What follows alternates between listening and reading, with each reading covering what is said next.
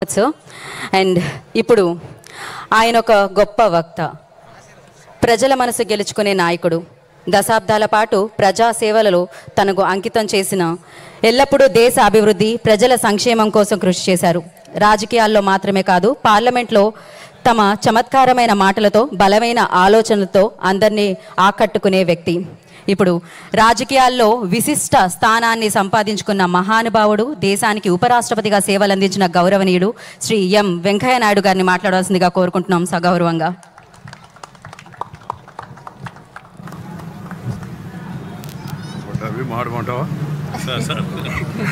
పట్టాభి అనుమతి తీసుకోవాలి మనం. ఈ విజయవాడ ఉత్సవంలో పాల్గొంటున్న అందరికీ నమస్కారాలు. మీ అందరికీ ఈ నవరాత్రి సందర్భంగా విజయదశమి శుభాకాంక్షలు. అమ్మ దుర్గమ్మ మల్లేశ్వర స్వామి ఆశీస్సులు మనందరికీ ఉండాలని, అన్యాయాన్ని, అక్రమాన్ని, అత్యాచారాన్ని, అవినీతిని దునిమాడే యొక్క శక్తిని ప్రజలందరికీ, ప్రజలందరికీ, ప్రభుత్వాలకు ఇవ్వాలని నేను ఆ దుర్గమ్మను మల్లేశ్వర స్వామిని ప్రార్థిస్తున్నాను. విజయవాడ ఉత్సవంలో పాల్గొనడం, మిమ్మల్ని అందరూ కలవడం చాలా సంతోషం. నాకు చెప్పారు ఇవాళ విజయవాడ ఉత్సవం ప్రారంభమవుతుంది, లోకేష్ గారు ఈ కార్యక్రమంలో పాల్గొంటున్నారు, మీరు మధ్యలో ఒక రోజు వస్తే బాగుంటుంది సార్ అని ముఖ్యమైన రోజు అన్నారు. నేను నా క్యాలెండర్ దాదాపు ఒక నెల 2 నెలల ముందు ఫిలప్ అయిపోతుంది. అందుకని నేను చెప్పానయ్యా ఖాళీ లేదు, ఉంటే ఈరోజే ఉంది, లోకేష్ బాబు నా పర్వాలేదులే, మా బాబు ఇద్దరం కలిసి మాట్లాడతాం, ఇబ్బంది లేదని చెప్పాను నేను. అని ఈరోజు ఇక్కడికి వచ్చేటికి అవకాశం లభించింది. ఈ మంచి కార్యక్రమాన్ని ఏర్పాటు చేసిన మరి కేశినేని శివనాథ్, చిన్ని పేరేమో చిన్ని, కార్యక్రమం పెద్ద, ఈ మంచి కార్యక్రమాన్ని మంచిగా ఏర్పాటు చేస్తున్న చిన్నిని నేను మనందరి తరఫున హృదయపూర్వకంగా అభినందిస్తున్నాను. అలాగే వారితో పాటు సహకారం అందిస్తున్న శ్రీ ముత్తవరపు మురళి తదితరులకు కూడా అభినందనలు తెలియజేస్తున్నాను. మురళి గురించి నేను ఎక్కువ మాట్లాడను, ఎందుకంటే ఆయన మా కుమారుడికి వియంకుడు, అది ఎక్కువగా మాట్లాడడం మంచిది కాదు. ఒకవైపు దసరా నవరాత్రుల సందర్భంగా ఆధ్యాత్మిక వాతావరణం, మరోవైపు మన సంస్కృతిని తెలియజేసే ఇలాంటి ఉత్సవం వెరసి విజయవాడ నూతన శోభను సంతరించుకుంటుంది. ఇంద్రకీలాద్రి మీద వెలిసిన దుర్గమ్మ దర్శనానికి ఈ నవరాత్రుల్లో దేశ విదేశాల నుంచి ఎంతోమంది భక్తులు విచ్చేస్తూ ఉంటారు. ఈ సమయంలో ఒకే నగరం ఒకటే సంబరం అనే నినాదంతో నిర్వహిస్తున్న ఈ కార్యక్రమం దసరా ఉత్సవాలకు మరింత శోభను తీసుకొస్తుంది. నిర్వహించడం చాలా సంతోషకరం అని చెప్పని నేను భావిస్తూ వారందరికీ కూడా అభినందనలు తెలియజేస్తున్నాను. దాంతోపాటు నేను చూస్తున్నాను, ప్రముఖులు విజయవాడ నగరంలో చాలా కాలం నుంచి ప్రజాసేవలో తరిస్తున్న, వివిధ రంగాల్లో పేరు ప్రఖ్యాతులు కాస్తున్నట్టు పెద్దలను కొందరిని పిలిచి పైకి వాళ్ళని సన్మానించే మంచి కార్యక్రమం కూడా ఏర్పాటు చేశారు. చాలా సంతోషం. ఎప్పుడు కార్యక్రమాలు చేపట్టినా మంచి ఉద్దేశంతో, మంచి భావనతో, మంచి చేసే వాళ్ళని మనం గౌరవించుకుంటూ ముందుకు వెళ్లాల్సిన అవసరం ఉంది. కళా, సాహిత్యం, భాషా రంగాల్లో విశేషమైన చరిత్రకు సాక్ష్యంగా నిలిచిన విజయవాడ తెలుగువారి చరిత్రను మనకందరికీ కళ్ళకు కడుతుంది. 53లో డాక్టర్ తుమ్మలపల్లి హరినారాయణ పంతులు గారు స్థలం దానం ఇవ్వడం ద్వారా తుమ్మలపల్లి వారి క్షేత్రయ్య కళాక్షేత్రం నిర్మాణం ప్రారంభమైంది. దశాబ్దాలు చుట్టుపక్కల ప్రాంతానికి చెందిన వేలాది కళాకారుల ప్రదర్శనకు, కార్యక్రమాలకు ఇదొక చక్కని వేదిక అయింది. 2015లో నేను కేంద్ర మంత్రిగా ఉన్న సమయంలో ఈ కళాక్షేత్రం యొక్క చరిత్రను దృష్టిలో పెట్టుకుని ఆధునీకరణ కోసం 2 కోట్ల రూపాయల నిధులను విడుదల చేసిన విషయం కూడా నాకు ఇంకా బాగా గుర్తుంది. నేను కేంద్ర మంత్రిగా ఉన్నప్పుడు నా దృష్టిలో నేను చంద్రబాబు గారికి కూడా చెప్పాను, విజయవాడ, గుంటూరు, ఇప్పుడు మనం నిర్మాణం చేయబోయే అమరావతి, ఇవన్నీ కలిపి కూడా అమరావతే. ఎందుకంటే చారిత్రాత్మకమైన ప్రత్యేకమైన విభేదానికి ఉంది.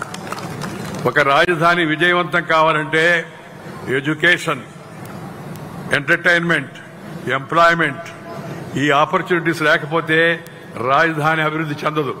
అందువల్ల వాటిని దృష్టిలో పెట్టుకుని అటుపక్క గుంటూరు, ఇటుపక్క విజయవాడ, ఈ మధ్యలో కృష్ణమ్మ పక్కన ఈ అద్భుతమైన ఒక నగరం ఏర్పాటు చేస్తే చాలా బాగుంటుందని ఆ రోజు మేము భావించాం. ఆ కార్యక్రమాన్ని ఇవాళ ముఖ్యమంత్రి చంద్రబాబు నాయుడు గారు ముందుకు తీసుకెళ్తారు, చాలా సంతోషం. ఈ స్మార్ట్ సిటీలు, అమృత నగరాల్లో అమరావతికి చోటు కల్పించడం జరిగింది నేను పట్టణాభివృద్ధి మంత్రిగా ఉండగా. అదేవిధంగా అమృత నగరాల్లో విజయవాడకు ప్రత్యేకంగా నిధులు కేటాయించడం జరిగింది. విజయవాడ వరద నీటి డ్రైనేజ్ కోసం 460 కోట్ల రూపాయలు మంజూరు చేశాం. ఇవే కాక జాతీయ విపత్తు స్పందన దళం NDRF కొండమలో మనం ఏర్పాటు చేసుకున్నాం. ప్లాస్టిక్ ఇంజనీరింగ్ అండ్ టెక్నాలజీ జాతీయ సూరంపల్లిలో ఏర్పాటు చేసుకున్నాం. School of planning and Vijayawada ప్రత్యేక దూరదర్శన్ కేంద్రం, రీజనల్ పాస్పోర్ట్ ఆఫీసు మనం ఇక్కడ రాజధాని ప్రాంతంలో ఏర్పాటు చేసుకుంటాం. విజయవాడ విమానాశ్రయాన్ని అంతర్జాతీయంగా తీర్చడంతో పాటు దాని టెర్మినల్ సామర్థ్యం పెంపుదల కూడా ఆ రోజే చేపట్టడం జరిగింది. రాబోయే రోజుల్లో అది మరింత అభివృద్ధి చెందుతున్న నమ్మకం నాకు ఉంది. ఎందుకంటే మన తెలుగువాడే రామ్మోహన్ నాయుడు వాళ్ళ విమానయాన మంత్రిగా ఉన్నాడు. అలాగే గుంటూరులో వ్యవసాయ విద్యాలయం, మంగళగిరిలో ఎయిమ్స్, మన యొక్క మెడికల్ ఇన్స్టిట్యూట్, ఇవన్నీ విజయవాడ, అమరావతి, గుంటూరు అభివృద్ధిని దృష్టిలో పెట్టుకుని చేసినవే. పౌరాణికంగా, చారిత్రకంగా ఎంతో ప్రసిద్ధి చెందిన విజయవాడ తరతరాలుగా తెలుగువారి భాషా సంస్కృతులకు రాజధానికి, ప్రత్యేకించి దక్షిణాదిన వాణిజ్య రాజధానిగా విరాజిల్లింది. ఒకప్పుడు పత్రికలన్నీ ఇక్కడి నుంచే ప్రచురించబడేవి. రాజధాని అంటే ఆర్థిక రాజధాని విజయవాడ అని చెప్పేవాళ్ళు. అలాగే సాక్షాత్తు ఆది దంపతులు దుర్గా మల్లేశ్వర స్వరూపాలుగా ఇక్కడ వెలిసిన ఆ యొక్క ఆ భగవంతుల యొక్క స్వరూపంగా వచ్చినటువంటి వారికి కోరిన వారి కొంగు బంగారంగా వరాలను కురిపిస్తారని చెప్పే విశ్వాసం ప్రజలకు ఉంది. ప్రపంచం నలుమూల నుంచి లక్షల మంది భక్తులు ఏటా నవరాత్రి సమయంలో ఇక్కడ స్వామి అమ్మవారి దర్శన భాగ్యం కోసం, ఆశీస్సుల కోసం వస్తుంటారు. విజయాలను అందించే దుర్గమ్మగా ముగ్గురమ్మల మూలపటమ్మ వెలిసిన ఈ క్షేత్రం గురించి మహాభారతంలో ప్రస్తావన ఉంది. ఈ విజయవాడ క్షేత్రాన్ని గురించి మహాభారతంలో, ఎప్పటి మహాభారతం, సాక్షాత్తు అర్జునుడు ఇంద్రకీలాద్రి మీద తపస్సు చేసి పరమేశ్వరుని మెప్పించి పాశుపదాస్త్రాన్ని సాధించాడని పురాణం చెబుతోంది. విజయుడైన అర్జునుడి పేరిట ఈ నగరం విజయవాడ అయిందని చారిత్రాత్మక కొంతమంది చరిత్రకారులు చెప్పారు. బంగారు కాంతులతో కనకదుర్గమ్మ ప్రకాశిస్తూ కొలువైనందున ఇంద్రకీలాద్రిని కనకాచలంగా పిలుస్తారని కూడా మరొక చరిత్రకారులు రాశారు. దాంతోపాటు మల్లెలతో సాక్షాత్తు బ్రహ్మదేవుడు పరమశివుణ్ణి ఇక్కడ పూజించినందున శంకరుడు మల్లేశ్వరునిగా అనుగ్రహిస్తారని పురాణం మనకు చెబుతూ ఉంది. చారిత్రాత్మకంగా యుద్ధమల్లుని శాసనం, కొండవీడులోని మరో శాసనం ఈ నగరాన్ని బెదవాడగా పేర్కొన్న ఆ శాసనాల్లోనే. ఏ విధంగా చూసినా విజయవాడ తెలుగువారి విజయాలకు నిలువెత్తు సాక్ష్యం. విష్ణు కుండినుల రాజధానిగా విష్ణు కుండినులు ఎప్పటివాళ్లు 3-4 శతాబ్దాల నాటి చరిత్రను మొఘల్ రాజపురం ఆలయాలు మనకి ఇస్తాయి. చైనా యాత్రికుడు Hiuen Tsang, Fahien Hiuen Tsang వచ్చి భారతదేశం చాలా గొప్పదని ఆ రోజుల్లో రాశారు. హ్యూయన్ సాంగ్ కూడా బెదవాడను సందర్శించి శాతవాహనుల చరిత్రను రాసినట్టుగా ఆధారాలు తెలియజేస్తా ఉన్నాయి. అనేక పత్రికలు ఇక్కడి నుంచి ప్రారంభమై తెలుగువారి వాడిని రుచి చూపించాయి. ఇక్కడ ప్రచురణ కేంద్రాలు పుస్తక రాజధానిగా విజయవాడను మార్చాయి. ఆంధ్రప్రభ దినపత్రిక ఇక్కడి నుంచే పునః ప్రారంభమైంది. ఆంధ్రజ్యోతి దినపత్రిక కూడా ఇక్కడే ప్రారంభమైంది. మరి ఆంధ్రపత్రిక చెన్నైలో ప్రారంభమై తర్వాత విజయవాడకు వచ్చింది. ఈ తొలి స్పీకర్ శ్రీ అయ్యదేవర కాళేశ్వరరావు గారు, శ్రీ టీవీ చలపతిరావు గారు, శ్రీ విశ్వనాథ సత్యనారాయణ గారు వంటి మహనీయులు ఎందరో ఈ నేలను పునీతం చేశారు. విశ్వనాథ సత్యనారాయణ గారు తెలుగువారి కీర్తి పతాకాన్ని ప్రపంచ అవనికపై రెపరెపలాడించిన ఎన్టీఆర్ గారు కూడా విజయవాడలో చదువుకున్నారనే విషయం కూడా మనందరం తెలుసుకోవాల్సి ఉంది. ఇక్కడి రామ్మోహన గ్రంథాలయం, హనుమంతరాయ గ్రంథాలయం తెలుగునాట జరిగిన స్వాతంత్ర ఉద్యమానికి సాక్ష్యాలుగా అందించాయి. స్వరాజ్య ఉద్యమ కాలంలో మహాత్మా గాంధీ 1919-46 మధ్య అనేక పర్యాయాలు విజయవాడను సందర్శించారు. ఇక్కడ గాంధీ కొండ ఆయన జీవితంలో అనేక అంశాలను మనకు తెలియజేస్తుంది. ఇలాంటి ఎన్నో విషయాలున్నాయి. ఇవన్నీ ఈ చరిత్ర మన నవతరానికి, యువతరానికి, రాబోయే తరానికి అందించాల్సిన అవసరం ఎంత ఉంది. దాని నుంచి వాళ్ళు స్ఫూర్తి తీసుకోవాల్సిన అవసరం ఉంది. తెలుగు భాష సంస్కృతులకు పరివ్యాప్తికి కార్యక్రమాన్ని వేదికగా మలుచుకోవాల్సిన అవసరం ఉంది. ప్రతి ఒక్కరూ తమ కార్యక్రమాలకు పిల్లలతో కలిసి హాజరు కావాలా. ప్రపంచంలో భారతదేశానికి గుర్తింపేడు తెలుసా? మన సంస్కృతి, మన సాంప్రదాయం, మన కుటుంబ వ్యవస్థ. ఈ కుటుంబ వ్యవస్థను మనందరం రక్షించుకోవాలా. ప్రతి ఒక్కరూ కూడా తమ తమ కర్తవ్యాలను పూర్తిగా నిర్వహించాలా. ఈ మధ్య కొత్తగా మనకు అలవాట్లైపోయిన కుటుంబ వ్యవస్థ చిన్నాభిన్నం అవుతోంది. ఎవరు ఎక్కడ ఉంటున్నారో తెలవని పరిస్థితి వస్తుంది. కొంత ఉద్యోగ అవకాశాల కోసం పోవచ్చు. వంట ఇంటిని కూడా మానేసి కొంతమంది పిజ్జాలు, బర్గర్లు, ఇవన్నీ దాని పేరు ఏంది, జొమాటో, టమాటో ఏదో నాకు తెలియదు, మొత్తం మీద ఆర్డర్ ఇచ్చుకుంటున్నారు. నేను మనం చెప్పదలుచుకున్న, వంట ఇళ్లు పోతే, వంట విడిపోతే జంట విడిపోద్ది. దయచేసి వంట ఇంటిని కాపాడుకోండి. మగవాళ్ళు వంట చేస్తారా, ఆడవాళ్ళు వంట చేస్తారా, అది వేరే విషయం, వాళ్ళ ఛాయిస్. దాని గురించి మనం పెద్ద అనుకోవాల్సిన అవసరం లేదు. ఎందుకంటే మగవాళ్ళు కూడా వంట చేసిన సందర్భాలు ఉన్నాయి. నలభీమ పాకం చరిత్రలో, మన యొక్క పురాణాల్లో నలభీమ పాకం, దాన్ని మించిన పాకం ఇంకోటి లేదని చెప్పని మనకి మన పురాణాలు తెలియజేస్తున్నాయి. అందువల్ల దాని గురించి వెనకాడాల్సిన అవసరం లేదు. మనిషిని సంఘటితంగా కట్టి ఉంచే మొదటి గొలుసు మాతృభూమి అయితే, రెండో గొలుసు భాష. మనిషినే కాదు, తరాలను సైతం కలిపే గొప్ప శక్తి భాష, సంస్కృతులకు ఉంది. అందుకని భాష పోతే శ్వాస పోయినట్టే అనే విషయాన్ని గమనించుకొని అందరూ దయచేసి మన మాతృభాషను కాపాడుకోండి. మొదట అమ్మ భాష, ఆ తర్వాత పరాయి భాష. ఇంగ్లీష్కి మనం వ్యతిరేకం కాదు. ఇంగ్లీష్ కూడా నేర్చుకోవాలి, ఇంగ్లీష్ కూడా చదువుకోవాలి, హిందీ కూడా చదువుకోవాలి. దేశంలో పైకి వెళ్లాలంటే, మన ఊరు దాటి ఢిల్లీకి వెళ్లాలంటే హిందీ రావాలా, ప్రపంచంలో ఎక్కడికైనా వెళ్లాలంటే ఇంగ్లీష్ రావాలా. అందుకని ఆ భాష కూడా నేర్చుకోవాలి. కానీ అసలు భాష, పునాది అమ్మ భాషలో ప్రాథమిక విద్య ఉండాలని చెప్పి నేను తరగతి కోరుతున్నాను. దాంతోపాటు ప్రభుత్వానికి కూడా చెప్పాను, నేను బాబు గారికి కూడా చెప్పాను, ప్రభుత్వ ఉత్తర్వులు తెలుగులో ఇవ్వండి. ఎందుకంటే ఉండేది తెలుగువాడు, వాళ్ళకి ఇంగ్లీష్ రాదు. ప్రభుత్వంలో ఉండే వాళ్ళకి కొంతమంది రాకపోతే వాళ్ళు తెలుగు మాస్టర్లను పెట్టించుకొని వాళ్ళ ద్వారా ఉత్తర్వులు తయారు చేసి తెలుగులో ఉత్తర్వులు ఉండేవి. సంతోషం. నేను ఇవాళ చూశాను, తెలుగు భాషలో ఉత్తర్వులు ప్రభుత్వం ఇస్తూ ఉంది, చాలా సంతోషం. కానీ అసలు ఉత్తర్వులు తెలుగు భాషలో ఉండాలా, కాపీ దాని ప్రతి ఇంగ్లీషులో ఉండాలా. ఎందుకంటే మనం తెలుగు వాళ్ళం, ఇంగ్లీష్ వాళ్ళం కాదు, భారతీయులం. ఈ విషయాన్ని అందరూ దయచేసి గుర్తుపెట్టుకోవాల్సిన అవసరం ఉంది. కళలు, జీవన విధానాలు, విలువలు, సాంప్రదాయాలు, విశ్వాసాలు అన్నీ కూడా మన సంస్కృతిలో ఒక భాగమే. అందువలన ఈ ఉమ్మడి భాగస్వామ్యంతో నిర్వహించే కార్యక్రమం చాలా మంచిది.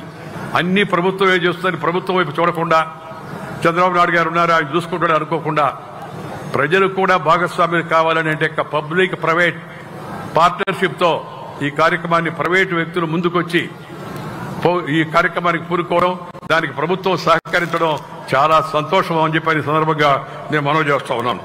మన జీవన విధానంలో ఆయువు పట్టు లాంటిది. మన మాతృభాష ఒకప్పుడు మన పద్యం, గద్యం, జగద్విదితం. పద్యం పాడుతూ ఉంటే అంత అద్భుతంగా ఉండేది పద్యాలు పాడితే. ఇప్పుడు పద్యం చాలా మంది మర్చిపోయారు. అలాగే మరలా తిరిగి ఇలాంటి కార్యక్రమాల ద్వారా వ్యాపితం చేయాలి. ఒక మాటలో చెప్పాలంటే, మన ఆట, మన పాట, మన మాట, మన భాష, మన యాస, మన గోస, మన కట్టు, మన బొట్టు, ఆఖరికి మన తిట్టు కూడా తెలుగులోనే ఉండాలా అని చెప్పి నేను అందరినీ కోరుతూ ఉన్నాను. ఆ విధంగా మన సాంప్రదాయాలను పునరుద్ధరింప చేసుకోవాలి. విజయవాడ ఉత్సవ కార్యక్రమం ఈ విధంగా నిర్వహించడం చాలా సంతోషం. నాకు నిన్ననే ఎవరో పంపించారు, విశ్వనాథ్ సత్యనారాయణ గారు పద్మభూషణ్ పురస్కారానికి ఎంపికైన తర్వాత ఎన్టీఆర్ గారు రాసిన ఉత్తరం రాశాడు ఆయన. వారిద్దరు గురు శిష్య బాంధవ్యానికి ప్రత్యక్ష సాక్ష్యం. ఎస్ఆర్ఆర్ కాలేజీలో రామారావు గారు చదువుకున్నారు మొదట, తర్వాత గుంటూరుకి వెళ్ళారు ఏసీ కాలేజీకి. ఎస్ఆర్ఆర్ కాలేజీ కానీ, ఇక్కడ కేబిఎన్ కాలేజీ కానీ, లేకపోతే సయ్యద్ అప్పస్వామి బరిపిళ్ల చిట్టి ఆ కాలేజీ కానీ, లేకపోతే ఆ తర్వాత వచ్చిన శాతవాహన కాలేజీ కానీ, ఆ తర్వాత నగరంలోనే రాష్ట్రంలోనే ప్రసిద్ధిగాంచినట్టు సిద్ధార్థ కళాశాలలు కానీ, ఇవన్నీ కూడా మన విజయవాడ నగరానికి తలమానికంగా పేరు తెచ్చినవి. విశ్వనాథ్ సత్యనారాయణ గారు ఉత్తరం రాస్తూ, రామారావు, పద్మభూషణ్ సందర్భంలో నీవు నాకు పంపించిన అభినందన అందినది. నువ్వు ఏకవీరలో కుట్టాన్ పాత్ర వహించి నాకు కలిగించిన ఆనందం కంటే ఈ బిరుదము నాకు అధిక ఆనందం కలిగించలేదు. పద్మభూషణ్ ఇస్తే ఆయనకి, దానికన్నా ఏకవీర ఆ యొక్క సినిమాలో కుటాన్ పాత్ర నువ్వు కలిగించిన ఆనందం నాకు చెప్పని అరువుగా ఉంది. నీవు తెలుగు సినీ రంగంలో ధ్రువతారగా ఉన్నావు. నువ్వు ఇదివరకే నీకు ఉత్తరం రాద్దాం అనుకున్నాను. నీ కుట్టానుగా పూర్వమే చరిత్రను ప్రకటించిన అభిమానం, ఇప్పుడు ప్రకటించినంత అభిమానం ప్రకటించావు. చిన్నప్పుడు నేను నీకు గురువును, ఆ రుణం తీర్చినామని చెప్పవలయను. నేడు నాకు పద్మభూషణం బిరుదం వచ్చింది. నేను కోరలేదు, తిరస్కరించడానికి వీలు లేకపోయింది. ఇది ఒక విశేషం. నేను ఒకప్పుడు నీకు చిన్నప్పుడు గురువును, ఇది రెండవ విషయం. ఈ రెండింటిలో నాకు రెండవదే బాగా ఇష్టము అని అన్నాడు. ఆయన అంటే రామారావు గారిని విద్యార్థిగా పొందడమే నాకు చాలా ఇష్టం అని చెప్పి ఆయన విశ్వనాథ సత్యనారాయణ గారు సొంతంగా ఆయన చేతులతో సంతకం పెట్టి ఉత్తరం రాశాడు రామారావు గారికి. ఆ రోజుల్లో విశ్వనాథ సత్యనారాయణ గారు మహాపండితుడు. ఆ పండితుడు సరితూగల పండితుడు నాకైతే ఇప్పటి వరకు కనపడలేదు. అనేక మంది ఉన్నారు, వేరే కాదు. కానీ విశ్వనాథ సత్యనారాయణ గారు మన తరంలో మన ముందు జన్మించి ఇక్కడ తిరిగి మనకందరికి కూడా అద్భుతమైన మార్గదర్శనం చేసి వెళ్ళాడు. అలాంటి మహనీయుడి యొక్క అడుగుజాడులో మనందరం నడుచుకోవాల్సిన అవసరం ఎంతో ఉంది. ఇక మరింత సమయం కూడా తీసుకోకుండా ఇందాక అనుకుంటున్నాం, గతంలో మీటింగ్ అంటే రాత్రి 12-1 గంటల దాకా జరిగేది. నాకు బాగా గుర్తు, జయాంధ్ర ఉద్యమంలో తిరిగేవాడు నేను. పెద్ద పెద్ద వాళ్ళందరూ రత్సన గారు, తెనేటి విశ్వనాథం గారు, అలాగే ఇక్కడ శంకర్ సత్యనారాయణ గారు, వీరాచారి గారు, అందరు నాయకులు ఉండేవాళ్ళు. జీసీ కొండయ్య గారు మాట్లాడుతూ ఉంటే నాకు ఆఖరణ ఛాన్స్ ఇచ్చేవాళ్ళు. కుర్రాడిని ఎవరో చెప్పారు నాకు, 1వ కృష్ణుడు, 2వ కృష్ణుడు, 3వ కృష్ణుడు, కానీ నువ్వు 16వ కృష్ణుడు అయ్యా అని చెప్పని. అంటే 15 మంది అయిన తర్వాత మాట్లాడాలని చెప్పి ఆఖరణ ఇస్తే కూడా జనం ఉండేవాడు. సంతోషంగా విని చప్పట్టు కొట్టుకుంటూ ఊరికి వెళ్ళేవాళ్ళు. కొన్ని సందర్భాల్లో తెల్లవారుజాము వరకు మీటింగ్ జరిగేవి. ఇప్పుడు అంత ఓపిక జనానికి లేదు. ఇప్పుడు అంత ఫాస్ట్ లైఫ్ అలవాటు పడిపోయారు. ఫాస్ట్ ఫుడ్ కూడా అలవాటు పడిపోయారు. ఈ ఫాస్ట్ ఫుడ్, ఇన్స్టెంట్ ఫుడ్ మంచిది కాదు. ఇన్స్టెంట్ ఫుడ్ తింటే కాన్స్టెంట్ గా డిసీజ్ వస్తుంది. అందువల్ల ఇంట్లో ఉండే వంటలు మన అద్భుతమైన రుచులు ఉన్నాయి. మన తెలుగు నాట మన వంటలకు అసలు సాటి చెప్పలేము. అలాగే మన భారతదేశంలో కూడా ఇందాక చెప్పినట్టుగా దేశం మొత్తం మీద వివిధ రకాల రుచులు ఏతున్నాయో ఆ రుచులు చూస్తే ప్రపంచమే అబ్బురపడిపోతుంది. మన ఇడ్లీ, మన సాంబారు, మన దోశ అంతర్జాతీయంగా ఇవాళ పేరు ప్రఖ్యాతులు గాంచాయంతా కూడా. అలాగే మన గుంటూరు గోంగూర, అలాగే మన రాగి సంగటి, నాటుకోడి పులుసు తింటే దాని సంగతి మళ్ళా చెప్పాల్సిన అవసరమే లేదు ఇంకెవరికి కూడా. అలాంటి అద్భుతమైన కూరలు, అద్భుతమైన కళలు, అద్భుతమైన రుచులు, అద్భుతమైన వ్యక్తులు, అద్భుతమైన ఈ ప్రదేశాలు ఉన్నాయి. వీటన్నిటిని మనం కాపాడుకోవాలా, వీటిని మంచిగా ముందుకు తీసుకెళ్లాలా. ఆఖరిగా నేను చెప్పేది ఒకటే, విజయవాడ నగరం ఉత్సవం విజయవంతం కావాలంటే విజయవాడ ప్రజలు, విజయవాడలో ఉండేవాళ్ళందరూ కష్టపడి పనిచేయాలి. ఈ ఉత్సవానికే కాదు, మామూలు జీవితంలో కష్టపడి పనిచేయాలి. క్రమశిక్షణతో ఉండాలి. సద్భావనతో, సద్బుద్ధితో, సదాశయంతో అందరికీ కలిసికట్టుగా పనిచేస్తే సాధించలేనిది లేదు. విజయవాడకి ఇంకేది పోటీ రాదు అని చెప్పని ఈ సందర్భంగా మనం చేస్తా ఉన్నాను. ఈ విజయవాడ, గుంటూరు మధ్యలో ఏర్పడిపోయి అమరావతి నగరం చరిత్రాత్మకంగా ప్రసిద్ధమై మనందరికీ రాబోయే తరానికి మంచి వెలుగును అందించాల్సిందిగా ఈ సందర్భంగా నేను కోరుకుంటూ, నన్ను ఈరోజు ఈ కార్యక్రమానికి పిలిచి ఈ అవకాశం కల్పించినందుకు హృదయపూర్వకంగా ధన్యవాదాలు తెలుపుకుంటూ మీద సెలవు తీసుకుని నమస్కారం. జై హింద్.